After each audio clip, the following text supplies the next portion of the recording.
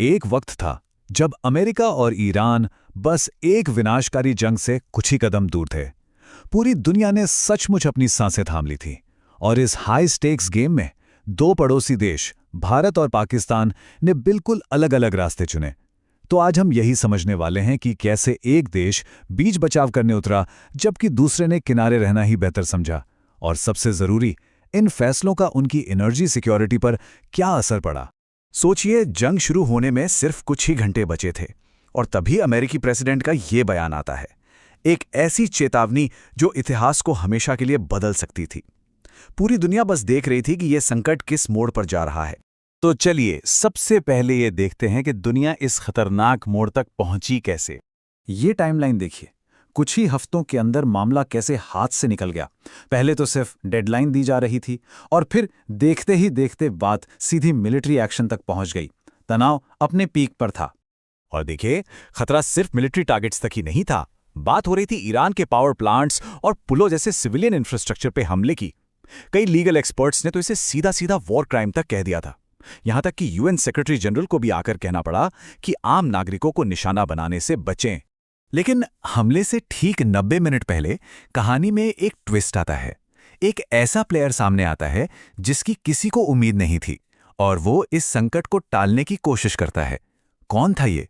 यकीन करना मुश्किल है, पर वो देश था पाकिस्तान। जी हां, पाकिस्तान ने अमेरिका और ईरान के बीच सीज फायर करवाने में कामयाबी हासिल की। तो पाकिस्तान ने ये किया कैसे? देखिए, उन्होंने कुछ बहुत ही सोचे समझे कदम उठाए। सबसे पहले तो आर्मी चीफ और डोनाल्ड ट्रंप के बीच एक डायरेक्ट चैनल का इस्तेमाल किया गया। इसके बाद अमेरिकी डेडलाइन खत्म होने से ठीक पहले 2 हफ्तों के सीज फायर पर बात बन गई और आखिर में इस्लामाबाद में शांति वार्ता रखी गई। इससे यह बिल्कुल साफ हो गया कि टेंशन कम करने में पाकिस्तान एक सेंट्रल रोल निभा रहा था। हालांकि बातचीत में कुछ प्रोग्रेस तो हुई, लेकिन आखिर में बात एक जगह आकर अटक गई। वो मुद्दा था ईरान के न्यूक्लियर प्रोग्राम को सस्पेंड करने की टाइमलाइन। अमेरिका चाहता था 20 साल का सस्पेंशन और ईरान सिर्फ 5 साल के लिए राजी था। ये गैप इतना बड़ा था कि इसे भरा नहीं जा सका। चलिए अब कहानी के दूसरे हिस्से की तरफ चलते हैं। बात करते हैं भारत की, जिसने इस पूरे संकट में एक बिल्कुल ही अलग रास्ता चुना। तो जहां पाकिस्तान एक्टिवली बीच बचाव कर रहा था, वहीं भारत का स्टैंड बिल्कुल उल्टा था। भारत के विदेश मंत्री एस जयशंकर ने साफ साफ कह दिया कि भारत किसी तरह का बिचौलिया नहीं बनना चाहता। और बस यही बात दोनों देशों के बीच की स्ट्रैटेजिक सोच के फर्क को साफ साफ दिखा देती है। एक तरफ थी डायरेक्ट एंगेजमेंट की पॉलिसी और दूसरी तरफ स्ट्रैटेजिक दूरी बनाए रखने की। तो सवाल ये उठता है कि इन दो अलग अलग अप्रोच के असल दुनिया में नतीजे क्या हुए, खास तौर पर जब बात देश की एनर्जी सिक्योरिटी जैसे अहम मुद्दे की हो। तो देखिए, 18 अप्रैल को क्या होता है। एक भारतीय सुपर टैंकर जिस पर 20 लाख बैरल इराकी तेल लदा था, वो होर्मुज के विवादित स्ट्रेट से गुजर रहा था।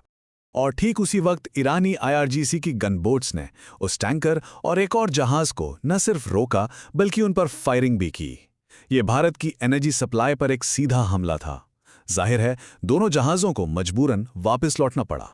तो भारत के लिए इसके नतीजे काफी गंभीर थे। एक तो हॉर्मुज स्ट्रेट में भारतीय जहाज़ों पर सीधी फायरिंग हुई, फिर बढ़ते तनाव की वजह से कुल 8 भारतीय जहाज़ों को वापस लौटना पड़ा, और आखिर में हालत ये हो गई कि सरकार को रूसी तेल खरीदने के लिए अमेरिका से छूट यानी वेवर्स मांगने पड़े। मतलब एनर्जी सप्लाई चेन पर न सिर्फ फिजिकल खतरा था, बल्कि वो अमेरिकन पॉलिटिक्स पर भी निर्भर हो गई थी। तो चलिए अब इन दोनों अप्रोच और उनके नतीजों को एक साथ रखकर देखते हैं, एक फाइनल एनालिसिस करते हैं। ये टेबल पूरी कहानी को एकदम साफ कर देती है। पाकिस्तान की स्ट्रैटेजी थी सीधी मध्यस्थता। एक्शन क्या लिया? सीज फायर करवाया। नतीजा, डिप्लोमैटिक स्टैंडिंग बढ़ गई। दूसरी तरफ भारत, स्ट्रैटेजी थी दूरी बनाए रखने की। एक्शन, मध्यस्थता से साफ इनकार। और नतीजा, एनर्जी शिपमेंट्स पर सीधा खतरा और अमेरिकी छूट पर निर्भरता। फर्क बिल्कुल साफ है। तो ये सब देखकर एक बड़ा सवाल मन में आता है, किसी ग्लोबल क्राइसिस के वक्त क्या बीच में आकर हालात संभालने की कोशिश करना बेहतर है या फिर किनारे खड़े होकर सिर्फ देखना? ये एक ऐसा सवाल है जिसका जवाब शायद हमें इस घटना से मिले सबकों में खोजना होगा।